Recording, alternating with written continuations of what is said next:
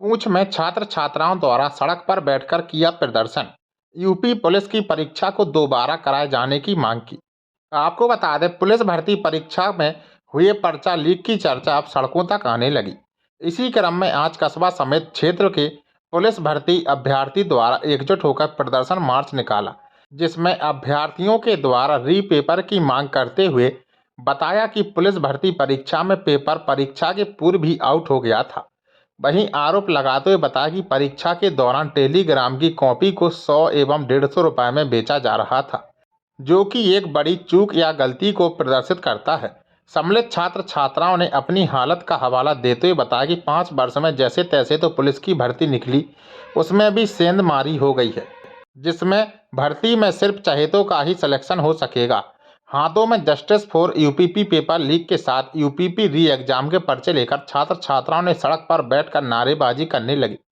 तभी स्थानीय थाना पुलिस द्वारा मौके पर पहुंचकर प्रदर्शनकारियों को समझाने का प्रयास किया, लेकिन सभी अभ्यर्थियों ने एक स्वर में उच्च अधिकारी को बुलाने की बात करने लगे, जिसके बाद स्थानीय पुलिस द्वारा पुलिस क्षेत्राधिकारी मौट को सूचना दी गई।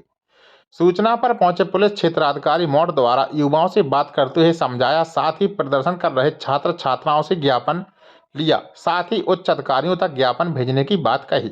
तब जाकर कहीं छात्र छात्राओं द्वारा प्रदर्शन बंद किया गया। खबरों की तुरंत अपडेट पाने के लिए अभी चैनल को सब्सक्राइब करें एवं बेल आइकन दबाना ना भूलें।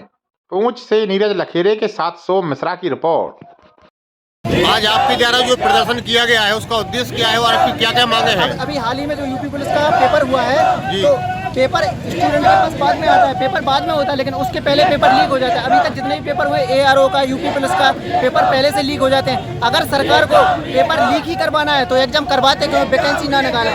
अगर किसी एस्पिरेंट्स को अगर वैकेंसी नहीं देनी है, किसी को अगर जॉब नहीं देनी है तो ना निकालें। पहले लीक करवा के जो उनके सगे संबंधी होते हैं उनके पास पेपर पहले पहुंच जाता है, और स्टूडेंट जो 4 साल से तैयारी कर रहा है, 4-5 साल में एक बार तो वो वैकेंसी निकालते हैं, उसी में जो तैयारी कर रहा है 4-5 साल से, जब वो पेपर देने जाता है तो पता चलता है पेपर लीक हो गया है। और जो लोग होते हैं, जो लोग ना तो तैयारी कर रहे हैं, कुछ भी नहीं कर रहे हैं, बस वो क्या होता है, जो सरकारी विभाग में है उनके सगे संबंधी होते हैं, उनके पास पेपर आ जाता है और वो लोग पहले एग्जाम में तैयारी करके उसकी उतना ही लेके पहुंच जाते हैं और पेपर करके आ जाते हैं। जो तैयारी करता रह जाता है छात्र वो करता ही रह जाता है। तो आपके द्वारा मांग क्या है आज विशेष? हमारी मांग यही है, जो सरकार द्वारा पेपर करवाया गया था उसको निरस्त किया जाए, और जो री एग्जाम करवाया है हमारा फिर से पेपर करवाया जाए, और कोई भी पेपर लीक न करवाया जाए। कड़ी शासन व्यवस्था होनी चाहिए कि कोई पेपर लीक ना हो, और पूरी ईमानदारी से पेपर करवाएं, जिससे कि जितने भी छात्र तैयारी कर रहे हैं वो पेपर दें और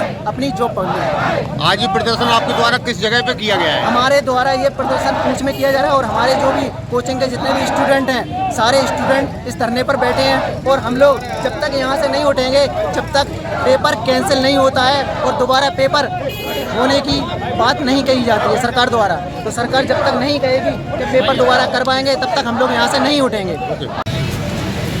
अभी आज जो प्रदर्शन के बाद पुलिस क्षेत्राधिकारी महोदय आए थे, तो क्या बात हुई, इनसे क्या बात हुई? देखिए, सबसे पहले तो हमारा उत्तर प्रदेश पुलिस की जो परीक्षा हुई थी 17 और 18 तारीख में, ये सुनने में आया है कि चारों शिफ्ट जो हैं वो लीक हो गई थी।